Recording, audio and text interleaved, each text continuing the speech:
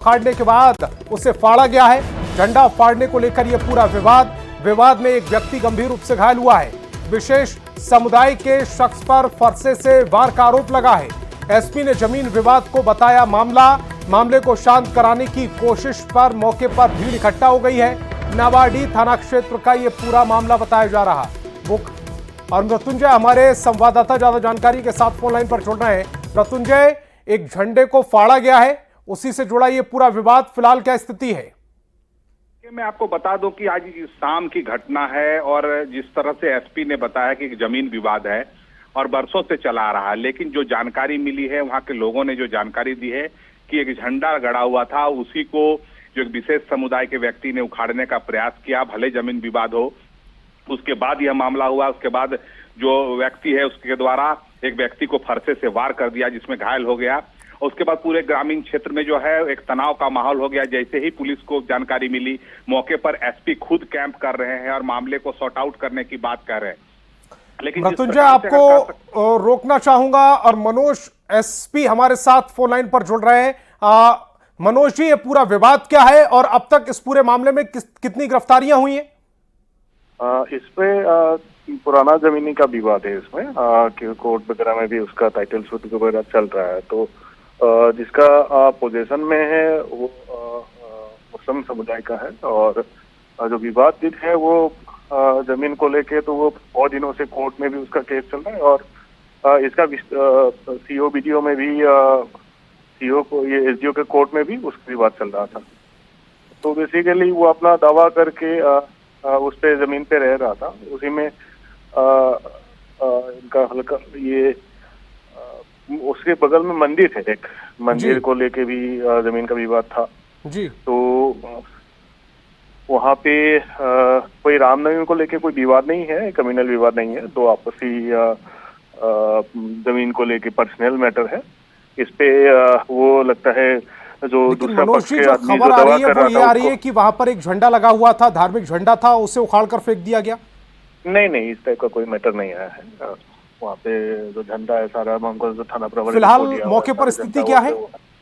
हाँ, मैं मौके पर पहुंच ही रहा हूँ। बस उसमें बाकी सिचुएशन पीसफुल है वहाँ पे। और जो आदमी जिसको जख्म किया था, वो जिन्होंने जख्म किया था, उनको हम लोगों ने हिरासत में ले लिया थे। उनको कानूनी कार्रवाई करेंगे।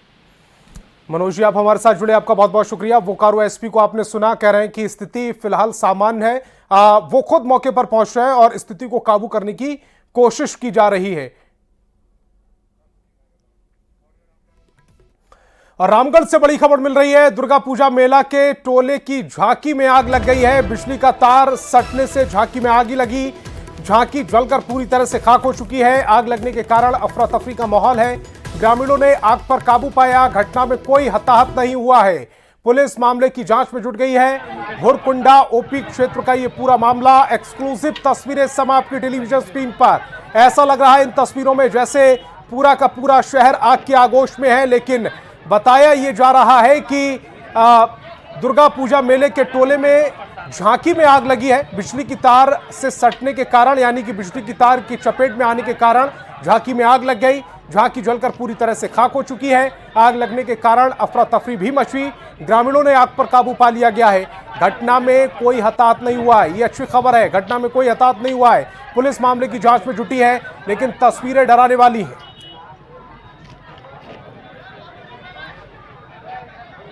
और जावेद हमारे संवाददाता ज्यादा जानकारी के साथ फोन लाइन पर जुड़ रहे हैं। जावेद, खबर ये आ रही है कि इस पूरे अग्निकांड में कोई हताहत नहीं हुआ है, लेकिन जो तस्वीरें हैं वो डराने वाली हैं। जावेद से हमारा संपर्क टूट गया है, दोबारा से संपर्क साधने की कोशिश करेंगे, लेकिन एक्सक्लूसिव तस्वीरें समाप्त की टेलीविजन स्क्रीन पर हैं। रामगढ़ से ये एक्सक्लूसिव तस्वीरें। जावेद एक बार फिर हमें ज्वाइन कर रहे हैं। जावेद, जो तस्वीरें हैं वो डराने वाली हैं। हालांकि खबर ये आ रही है कोई हताहत नहीं हुआ है। क्या आग पर काबू पा लिया गया है? पूरी तरह से आग को शांत कर दिया गया है? जी, आग पर काबू पा लिया गया है। सबसे खुशी की बात है कि इसमें कोई हताहत नहीं हुआ है। दरअसल ये घटना भुरकुंडा थाना क्षेत्र के सौंदा बस्ती पेट्रोल टंकी के निकट की है, जब एक मंडाताड़ की झांकी जो है सरैया टोला में आयोजित बसंती दुर्गा पूजा मेला में जा रही थी। इसी दौरान सड़क पर झूल रहे बिजली के तार से झांकी सट गया। इसी दौरान उसमें आग लग गई। तत्काल आसपास के लोगों ने पानी से आग बुझाने का प्रयास किया है, लेकिन झांकी जल गई है और ट्रैक्टर का ट्रॉली जल गया, लेकिन कोई हताहत नहीं हुआ। जी जावेद, इस तरह की घटनाएं आमतौर पर हर जुलूस या हर झांकी के दौरान होती हैं। जब भी पर्व आते हैं बिजली के तार झांकी या जुलूस से सट जाते हैं और उसके बाद इस तरह की घटनाएं सामने आती हैं। बिजली विभाग कोई इससे सबक क्यों नहीं ले रहा? जी कल रामनवमी का बड़ा जुलूस यहाँ भुरकुंडा में आयोजित हुआ था, तो उस दौरान रात्रि 11:30 बजे तक बिजली काटी गई थी, क्योंकि आज वो झांकी अकेला झांकी वो जा रहा था सरैया टोला पतरातू थाना क्षेत्र के, तो इस बारे में बहुत ज्यादा प्रशासन को भी जानकारी नहीं थी। प्रशासन को जानकारी ना होने के चलते ये पूरा हादसा हुआ है। जावेद, आप हमारे साथ जुड़े, आपका बहुत बहुत शुक्रिया। और रुख करते हैं अगली खबर की ओर। जेएमएम के केंद्रीय महाधिवेशन को लेकर बड़े ही जोर शोर के साथ तैयारी की जा रही है। जेएमएम के नेता अपने अपने स्तर से पार्टी के महाधिवेशन की तैयारी में जुट गए हैं। जेएमएम मुख्यालय में आज पार्टी के संविधान संशोधन कमेटी की बैठक हुई, जिसमें पार्टी के केंद्रीय महासचिव विनोद पांडे ने कहा कि बैठक में संविधान संशोधन कमेटी के सदस्यों की ओर से जो प्रस्ताव लाए गए उस पर चर्चा हुई और साथ ही महाधिवेशन में इस संविधान को अंगीकार करने का निर्णय लिया गया। प्रतिनिधि साथी वहां पर आएंगे, उनके द्वारा उस पर अपनी राय दी जाएगी, प्रतिक्रिया दी जाएगी और उसके बाद महाधिवेशन उस संविधान को अंगीकार करेगा। यहाँ पे एक तरह से मीटिंग होगी, जो भी प्रस्ताव आएंगे सभी चीज़ों पे चर्चा होगी और आगे अन्य राज्यों में, चाहे बिहार हो या अन्य राज्य में जहाँ पे इलेक्शंस होने वाले हैं, सभी चीज़ों पे चर्चा होने के बाद मुझे लगता है कि ये अधिवेशन, बहुत सारी चीज़ों का जवाब आपको अधिवेशन के बाद मिल जाएगा। और अहमदाबाद में होने वाले कांग्रेस के महाधिवेशन में शामिल होने के लिए झारखंड कांग्रेस के नेता रवाना हुए हैं। सांसद सुखदेव भगत, सांसद कालीचरण मुंडा, प्रदेश अध्यक्ष केशव महतो कमलेश, कार्यकारी अध्यक्ष बंधु तिर्की, मंत्री शिल्पी नेहा तिर्की, सभी लोग अधिवेशन में शामिल होंगे। आपको बता दें कि अधिवेशन 8 और 9 अप्रैल को होगा, जिसमें कांग्रेस तमाम बड़े नेता इसमें शामिल होने के लिए पहुंच रहे हैं। समय समय पर एआईसीसी के मेंबर्स का अधिवेशन होता है और हम लोग सब लोग उसमें जा रहे हैं। और जो आदरणीय राहुल गांधी जी ने बीड़ा उठाया हुआ है, आदरणीय मल्लिकार्जुन खड़गे जी ने जो ठाना हुआ है कि संविधान को बचाना है, किस तरह से अंतिम पायदान पर बैठे व्यक्ति को हक और हुकूक दिलाना है, तो उस निमित्त हम लोग समय समय पर रणनीति बनाते रहते हैं और उसी निमित्त ये अधिवेशन बुलाया गया है, उसमें हम लोग शामिल होने जा रहे हैं। हम और आने वाले दिन में आपका गुजरात का चुनाव होने वाला है। कांग्रेस पार्टी भारतीय जनता पार्टी को पटकनी देने का तैयारी कर रही है उसको। इसके साथ साथ हमें भारतीय जनता पार्टी को सत्ता से बेदखल करना है, तो संगठन को बहुत निचले स्तर पर काम करने की जरूरत है। मैं समझता हूँ कि पूरी हमारे, क्योंकि हमारे अध्यक्ष, हमारे राष्ट्रीय अध्यक्ष आदरणीय खड़गे साहब रहेंगे, हमारे सोनिया गांधी जी रहेंगी, राहुल जी रहेंगे, तो भारत जोड़ो यात्रा के बाद जो जनता की जो बात है, जनता की जो समस्याएं हैं और साथ ही साथ एक पूरी टीम के एक हमारी रणनीति आगे क्या होगी, और आज भी संविधान के प्रति जो हमारी प्रतिबद्धता है और उसके और जिस प्रकार संवैधानिक प्रावधानों का, संवैधानिक संस्थानों का भारतीय जनता पार्टी का न केवल अपहरण किया गया, उनका जो दुरुपयोग किया जा रहा है। और अनुसूचित जाति उपयोजना और जनजातीय उपयोजना को मजबूत करने के लिए कांग्रेस ने केंद्र सरकार से कानून बनाने की मांग की। झारखंड कांग्रेस के नेताओं ने प्रेस कॉन्फ्रेंस करके मोदी सरकार से कहा कि वो गरीबी और बेरोजगारी को दूर करें। सब प्लान और एसटी मतलब शेड्यूल्ड ट्राइब जनजातीय उपयोजना पर केंद्रीय कानून की हम लोग मांग करते हैं। हमारे माननीय नेता राहुल गांधी ने भी इस मांग को रखा है, उसका हम लोग स्वागत करते हैं। राहुल जी की मांग है कि इसको कानून दिया जाए, कानून बनाया जाए इस पर, ताकि ये सही ढंग से खर्च हो आदिवासियों की भलाई के लिए और आदिवासी इलाकों के विकास के लिए। तो मकसद इसके होते हैं, इसके विकास के लिए सही ढंग से खर्चा हो,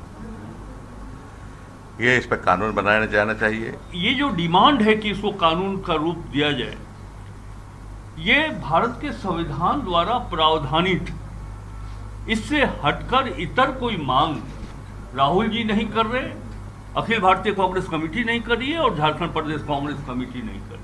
वो हक, वो अधिकार हम मांग रहे हैं। और खबर जामताड़ा से, जहां जेएमएम का जिला स्तरीय कार्यकर्ता सम्मेलन का आयोजन किया गया। इस सम्मेलन में मुख्य रूप से झारखंड विधानसभा अध्यक्ष रविंद्रनाथ महतो और दुमका विधायक बसंत सोरेन उपस्थित रहे। सम्मेलन में मुख्य रूप से जिला कमेटी के गठन करने को लेकर विचार विमर्श हुआ। कार्यकर्ताओं ने इस दौरान संगठन को मजबूत करने और आगामी रणनीतियों पर भी विचार विमर्श किया। और जिला कमेटी के गठन का तिथि निर्धारित हुआ है। सारे कार्यकर्ताओं से राय मशविरा करने का ये कार्यक्रम रहा और आने वाले जो हमारा घोषित है महाधिवेशन, उसके पूर्व हम लोगों को ये चीज बना करके देना है।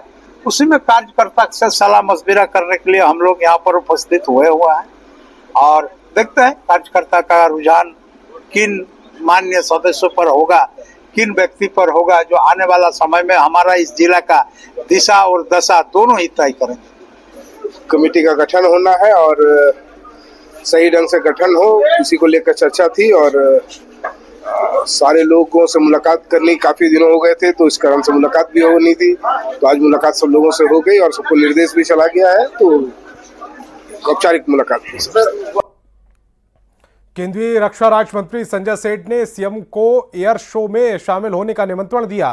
केंद्रीय रक्षा राज्य मंत्री की पहल पर रांची में 19 और 20 अप्रैल को विश्व स्तरीय एयर शो होगा। 1 घंटे का एयर शो नामकुम के आर्मी ग्राउंड में किया जाएगा। ये एयर शो विश्व स्तरीय होगा। ये झारखंड के लिए ऐतिहासिक होगा। इसकी तैयारी में वायुसेना ने जिला प्रशासन को भी शामिल किया है। बी क्लास सिटी में एयर शो होने जा रहा है और वह एयर शो सूर्य किरण का होने जा रहा है 19 तारीख और 20 तारीख सुबह 9:45 से 10:45 से। तो माननीय मुख्यमंत्री जी को हम आमंत्रण देने आए थे। कुछ वो जो air show army ground Namkum में होने जा रहा है, उस एयर शो के लिए कैसे हम सब व्यवस्था कर पाएं कि स्कूल पहले दिन या दूसरे दिन जैसा मुख्यमंत्री जी डिसाइड करेंगे, स्कूल के बच्चों के लिए सिर्फ उस दिन स्कूल के बच्चे और कॉलेज के स्टूडेंट्स उस एयर शो को देखें ताकि वो भी भविष्य में भारतीय फौज का हिस्सा बन पाएं। और बीजेपी प्रदेश अध्यक्ष बाबूलाल मरांडी ने हेमंत सरकार पर निशाना साधा। उन्होंने सरहुल जुलूस के दौरान हुई हिंसक घटनाओं को लेकर सरकार पर निशाना साधा। उन्होंने कहा कि यह बेहद शर्मनाक और दुर्भाग्यपूर्ण है। प्रशासन तुष्टीकरण की आड़ में आदिवासी समाज की आवाज दबा नहीं सकता। हजारीबाग की विश्व